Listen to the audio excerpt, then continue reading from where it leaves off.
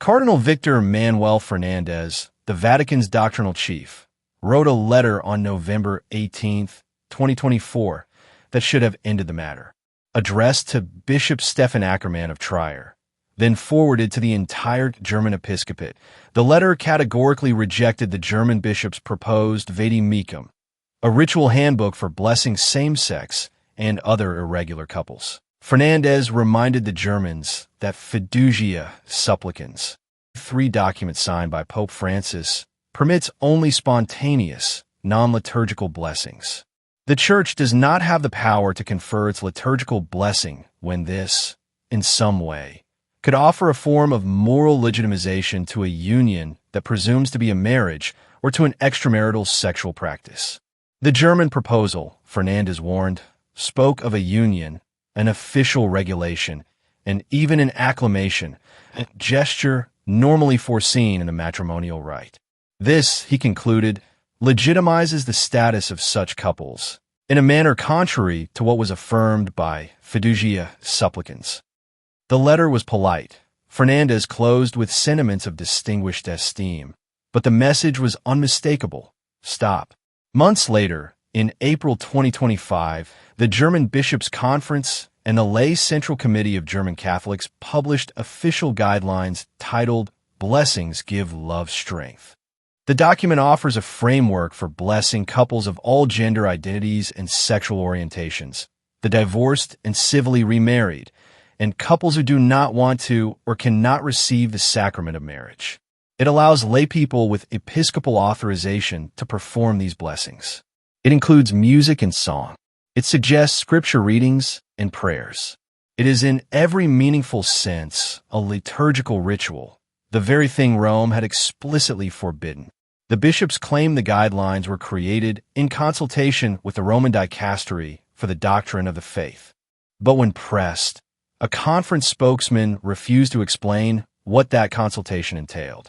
The Vatican's October 2025 response was unequivocal. The DDF did not approve these guidelines. The German bishops had acted unilaterally. Cardinal Gerhard Müller, who helmed the same dicastery before Fernández, has called the entire enterprise a doctrinal catastrophe. In a 2024 essay for First Things, Müller argued that Fiducia Supplicans is doctrinally problematic, for it contains a denial of Catholic doctrine. But the German guidelines go further. They institutionalize what Rome only permitted as an exception. To bless 2 people together who are together precisely because of the homosexual relationship that unites them, Müller wrote, is no different than to bless the union.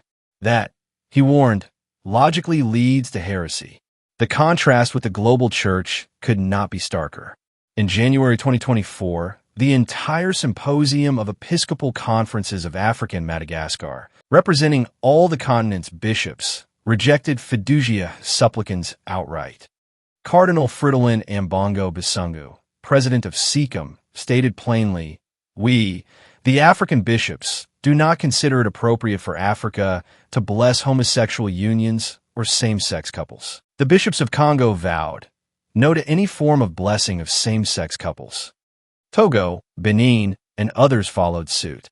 They understood that a blessing is not a neutral gesture. It communicates approval.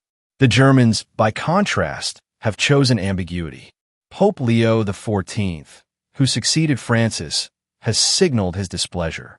In a September 2025 interview with Crux, he warned that in Northern Europe, they are already publishing rituals of blessing people who love one another, which goes specifically against the document that Pope Francis approved. But the German bishops have not rescinded their guidelines. Bishop George Batzing, president of the conference, insists that the German handbook is merely a pastoral concretization of Fiducia Supplicans and denies any confrontational course with Rome. Yet the simple fact remains, Rome said no. Germany did it anyway.